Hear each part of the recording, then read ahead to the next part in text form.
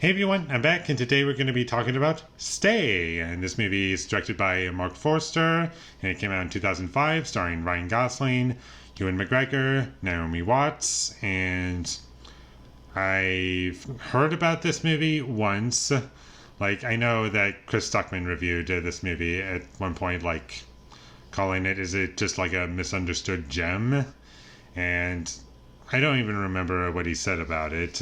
And I decided I'll watch the movie for myself just to see what it is. And for the first 20 minutes, I was kind of enjoying it. I was like, okay, this feels different, like the way it's shot, and it had my attention. And there were points where it was like kind of intriguing. And I was like curious as to like where it was going. But sadly, after those first 20 minutes, maybe at the half-hour mark, I was checked out because I started to notice the problems with the movie. And unfortunately, my biggest issue with this movie was that there was no hook for me. And although the movie was shot kind of interestingly, and it was just different from everything that I've seen, or at least a lot of movies that I've seen, it did get kind of annoying after a while, like with the editing choices and scene transitions. And there were so many points where it just felt awkward, and it was starting to get repetitive for me, and I just couldn't get into it. And I tried to figure out what was going on in the plot, but like it just felt very irrelevant. It's just like random things happening for no reason, and Ewan McGregor is just trying to help Ryan Gosling's character because Ryan Gosling is depressed and he wants to kill himself on his 21st birthday. And that's basically what the plot of the movie is, or at least what you're told what the plot of the movie is. And the whole film is just like a mystery thriller. You don't really know what's going on. And this movie did feel kind of pretentious to me by the end of it, because once you get to the ending, and I'm not going to spoil the ending quite yet, but once you get there, it's like, okay, now I get what was going on, kind of, but it didn't really feel worth it. Despite this movie being like an hour and a half, it just didn't earn its runtime. And its biggest problem is that I didn't care about anything. And I also didn't really enjoy the way things were presented.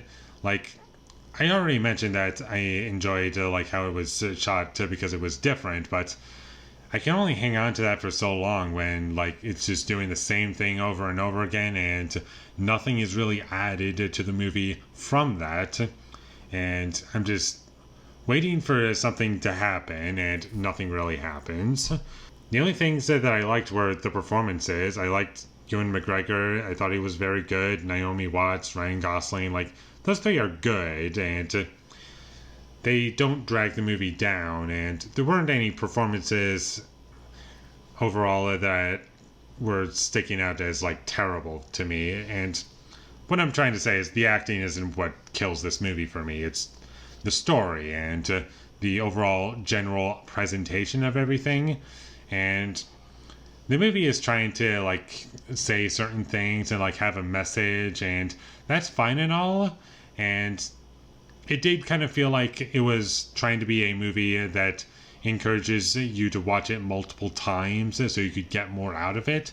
But you start to break down the movie, and like after just one viewing, once you get to that ending, you realize, oh, now it kind of makes sense what you were kind of going for. I don't consider it worth it, but it was something, I guess. I don't know. Like, I just need to spoil this movie in order to get into my issues and just talk about certain things. So, spoilers from here on out. I'm probably not going to spoil the whole movie because I just don't have a whole lot to say about this movie. But if I really want to get into, like, my issues with the movie, then I have to spoil it. So, spoilers, everybody.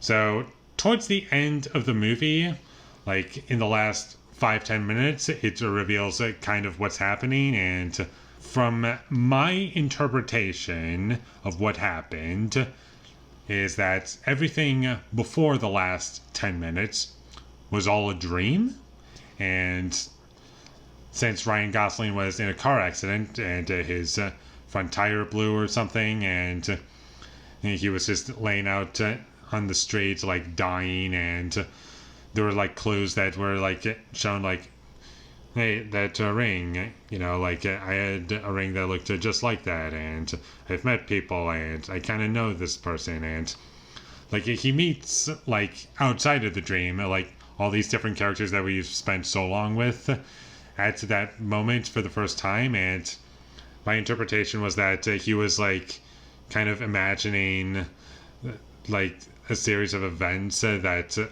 led up to this moment, and although it's not really connected in any way other than Ewan McGregor just trying to help him, and I guess that's all that mattered to him. Like, it doesn't really matter anything else, like why did we have to see this or that or this or that outside of the most basic things ever that I just mentioned. Once you start digging deeper than that, nothing really makes any sense, but whatever. It's a dream sequence. I guess you don't need to make a whole lot of sense of it, even if it was done much better in movies like, I don't know, Big Lebowski, even though it's supposed to be funny. And this movie's not trying to be funny. It's supposed to be taken 100% seriously from what I saw of it, or that's how I felt. But at the end of the movie, you see Ryan Gosling, like he's with Ewan McGregor and Naomi Watts, and that's the first time they've actually met outside of the dream, and he's just talking to them, like trying to make the situation more comfortable than it really is, like trying to make not to make anything worse, and he's just kind of talking to them and like whispering and like saying stuff like, will you marry me? And he like sees the girl he liked and not Naomi Watts, and like all of that was fine up until like the last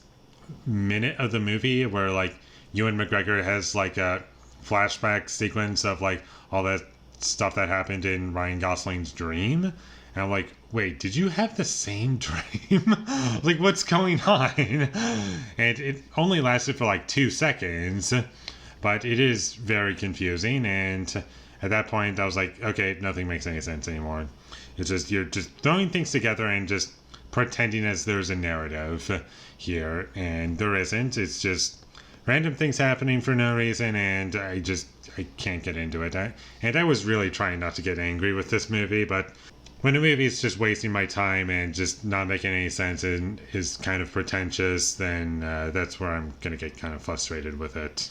And overall, there were like tiny things that I kind of liked in the dream sequence stuff, but that was about it. There was nothing about this movie that made it stand out from any other movie that was like interesting for me to watch, and it was just a lot of things happening over and over again, and I just didn't really get anything out of it, sadly. So unfortunately, I cannot recommend that you check this movie out. It's just gonna irritate you, and it's gonna give you no answers, and it's just nothing special in my opinion. So skip it if you ever come across it. And with all that being said, I'm going to give Stay a 4 out of 10. Thank you for watching my videos. As always, if you enjoyed this review, be sure to leave a like and comment down below you thought of Stay, and my social media links, they will all be in the description, so follow me there.